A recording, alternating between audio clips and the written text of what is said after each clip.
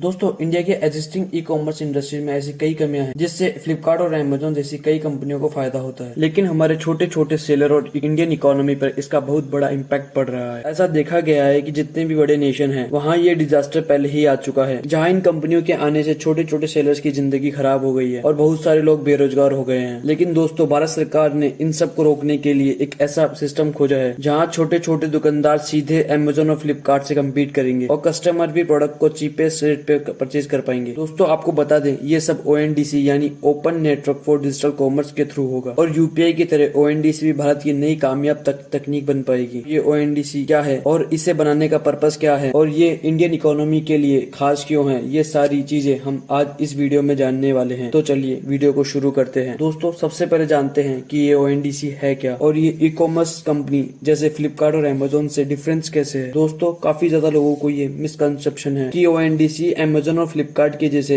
एक e commerce platform है जो फ्यूचर में इन कंपनी के साथ सीधे सीधे कंपटीशन करेगी। लेकिन दोस्तों, सच्चाई कुछ और ही है। दरअसल ONDC एक टेक्नोलॉजी या एक ऑनलाइन सिस्टम है जिससे भारत के छोटे छोटे दुकानदार अपने सामान को ऑनलाइन सेल कर सकेंगे और फ्लिपकार्ट और अमेजोन जैसी कंपनियों की मोनोपोली बाजार से खत्म हो जाएगी। दोस्तों, आप ये जानते ही होंगे कि ई कॉमर्स में किसी भी डील को फाइनल होने के लिए बायर और सेलर को एक प्लेटफॉर्म पे आना पड़ता है, जिसके लिए उसे अमेजोन या फ्लिपकार्ट को चूज करना होगा। लेकिन ONDC की अगर बात करें तो ये आज के ई कॉमर्स सिस्टम से एकदम अलग है और एक कदम आगे है, क्योंकि ये आपको कई सारे प्लेटफॉर्म लाइक अमेजोन, फ्लिपकार्ट जैसे प्लेटफॉर्म को एक ही जगह पे अवेलेबल करवाएगा। फॉर एग्जांपल, आपको अगर कोई शर्ट परचेज करना है तो आपको अपनी शर्ट अलग अलग प्लेटफॉर्म पे सर्च करनी नहीं होगी, क्योंकि ONDC के जरिए आप किसी भी पेमेंट ऐप लाइक फोन पे, पेटीएम, गूगल पे या भीम ऐप से डायरेक्ट ही अपने पसंद की शर्ट को सीधे ही सर्च कर सकते हैं, जहाँ रिजल्ट में आपको अमेजोन और फ्लिपकार्ट के साथ छोटे छोटे सेलर्स के प्रोडक्ट भी शो होंगे। इस तरह ONDC अपने कस्टमर को ये फ्रीडम देता है कि वो किसी भी ई कॉमर्स प्लेटफॉर्म को जाए बिना अपने पेमेंट ऐप से ही अपनी पसंद की चीजों को परचेज कर सकता है। और दोस्तों, ये सिर्फ शॉपिंग तक सीमित नहीं है, बल्कि फ्यूचर में होटल, ट्रैवल और डाइनिंग जैसी सर्विसेज भी ONDC पर अवेलेबल होगी। साथ ही ONDC का अपना यूनिफाइड ट्रेडिंग सिस्टम भी होगा, जहाँ प्रोडक्ट सेलर, कस्टमर और इवन डिलीवरी पार्टनर को भी अपनी सर्विसेज के लिए रेटिंग किया जाएगा। अब दोस्तों, ये तो समझ ही गए होंगे आप कि ONDC क्या है, लेकिन अब सवाल ये आता है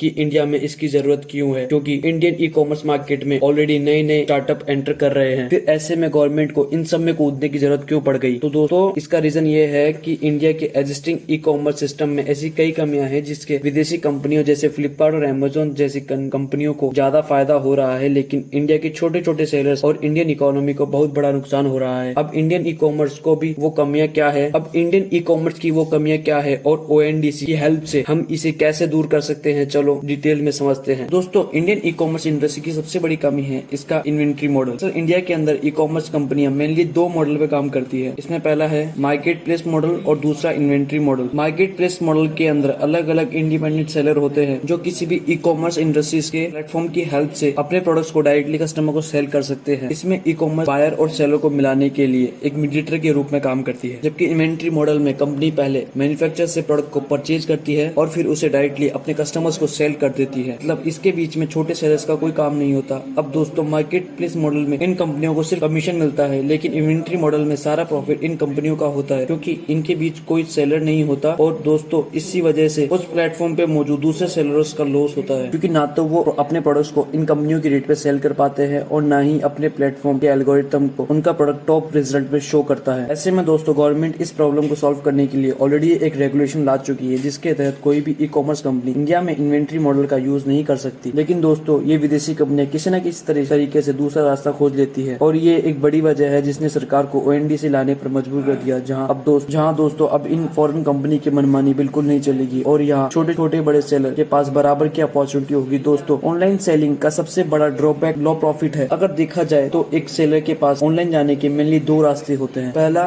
कि वे खुद की वेबसाइट बनाकर सेलिंग करे, जिसमें वेबसाइट से लेकर मार्केटिंग तक बहुत ज्यादा पैसा खर्च होता है, या फिर वो किसी third party platform just like Snapdeal, Amazon या फ्लिपकार्ट पर अपनी प्रोडक्ट को सेल करे, जहाँ उन्हें अपना प्रॉफिट इन ई कॉमर्स कंपनियों के साथ शेयर करना पड़ता है। यानी दोस्तों, दोनों तरीके से इनका टोटल प्रॉफिट का कुछ हिस्सा खर्च हो जाता है और दोस्तों, हमारे देश में ये छोटे छोटे सेलर इन खर्चों को अफोर्ड नहीं कर सकते। ऐसे में इनको ऑनलाइन लाने के लिए सरकार ने ONDC को सभी के लिए फ्री रखा है, यानी UPI की तरह सेलर को भी ONDC पर किसी भी तरह का कोई चार्ज नहीं देना होगा। इसके अलावा दोस्तों, ई कॉमर्स सिस्टम का तीसरा सबसे बड़ा ड्रॉबैक है कंपनी का अपने खुद के प्रोडक्ट्स को लॉन्च करना। दोस्तों, आपको ये जानकर हैरानी होगी कि ये कंपनी अपने प्रॉफिट को बढ़ाने के लिए अपना अपना अलग अलग कैटेगरीज में अपने प्रोडक्ट्स को लॉन्च कर रही है, क्योंकि इन कंपनियों के पास ये डेटा है कि किन किन कैटेगरी में कौन सा प्रोडक्ट किस प्राइस पॉइंट पे सबसे ज्यादा बिक रहा है। और दोस्तों इस डेटा की बदौलत ये कंपनियां इन सारे ज्यादा बिकने वाले प्रोडक्ट्स को खुद मैन्युफैक्चरिंग करने लगती है और एक एक ब्रांड नेम से उन प्रोडक्ट्स को अपने ही प्लेटफॉर्म पे लॉन्च कर देती है। अब क्योंकि प्रोडक्ट्स की रेटिंग पूरी तरह से उन्हीं के हाथों में है, तो ऐसे में वे अपने प्रोडक्ट्स को हमेशा टॉप पेज पे शो करते हैं, जिससे इनकी प्रोडक्ट की सेल अपने आप बढ़ जाती है। अब दोस्तों ये चीज इंडिया के लिए बहुत ज्यादा खतरनाक है। एक रिपोर्ट के अकॉर्डिंग इंडिया की ई कॉमर्स मार्केट जो 2021 में 38 बिलियन डॉलर्स की थी, वो साल 2026 तक 140 बिलियन डॉलर तक पहुंच जाएगी। और एक्सपर्ट की माना जाए तो 2030 तक इंडिया की ऑलमोस्ट 1/3 पॉपुलेशन ऑनलाइन शॉप बना चुकी होगी। ऐसे में अगर ये विदेशी कंपनियां भारत से पैसा कमाकर अपने देशों में ले जाती रही तो फ्यूचर में ये सब भारत के लिए एक बहुत बड़ा खतरा साबित हो सकती है। दोस्तों ऐसा देखा गया है कि जितने भी डेवलप नेशन है वहाँ ये खतरा पहले ही आ चुका है, जहाँ इन कंपनियों के आने की वजह से छोटे छोटे सेलर्स की जिंदगी खराब हो गई है और बहुत से लोग बेरोजगार हो गए हैं। दोस्तों इंडियन गवर्नमेंट को इन प्रॉब्लम को काफी समय पहले ही समझ गई थी, इसीलिए जुलाई 2021 में भारत की DPERT ने 9 सदस्यों की एक काउंसिल बनाई थी, जिसमें इन्फोसिस के को फाउंडर और मौजूदा चेयरमैन नंदन नीलेकनी भी शामिल थे। और दोस्तों इन सबको इस प्रॉब्लम का सोल्यूशन खोजने का काम सौंपा गया। साथ ही इनके साथ एक हैकर टीम भी शामिल थे, जिसने आम लोगों से इस प्रॉब्लम का सोल्यूशन मांगा गया। इस तरह लगभग 10 महीनों की रिसर्च के बाद ONDC को शुरू करने का आइडिया आया, जहां इसे 2022 में नॉन गवर्नमेंट प्रॉफिट ऑर्गेनाइजेशन के रूप में शुरू किया गया और 29 अप्रैल 2022 को 5 बड़े शहरों में इसका प्लॉट फेस लॉन्च कर दिया गया, जिसमें दिल्ली, NCR, बेंगलोर, भोपाल, शिलोंग और कोयम्बटूर शामिल किया गया। और इसी के बेसिस पे आगे ONDC को प्रमोट किया जाएगा। दोस्तों ONDC केवल कंज्यूमर के लिए ही नहीं बल्कि इवन सेलर और डिलीवरी कंपनियों के लिए भी काफी बेनिफिशियली होने वाला है। इसमें सबसे ज्यादा फायदा छोटे सेलर को होगा, जिससे उनका व्यापार जो गली मोहल्ले तक ही था अब पूरे देश में फैल जाएगा, क्योंकि इसमें सेलर को ऑर्डर कहीं से भी आ सकता है। साथ ही इसमें पेमेंट UPI के थ्रू ही होगा, जिसके चलते सेलर को पेमेंट रिसीव करने के लिए कोई एक्स्ट्रा चार्ज नहीं देना होगा। दोस्तों सेलर के अलावा यहाँ कस्टमर को भी बेनिफिट है कि एक तो उन्हें अपनी ऑनलाइन शॉपिंग के लिए किसी भी ऐप के साथ बंधना नहीं होगा, साथ ही कुछ लोकल सेलर होने की वजह से उनके प्रोडक्ट्स की डिलीवरी भी काफी तेज हो जाएगी। इसके अलावा कस्टमर के पास यहाँ बहुत ज्यादा ऑप्शंस अवेलेबल होंगे, जहाँ वो सभी प्रोडक्ट्स को कंपेयर करके उन्हें चीपेस्ट प्राइस पे खरीद पाएगा। ठीक इसी तरह दोस्तों जो लॉजिस्टिक कंपनी ज्यादा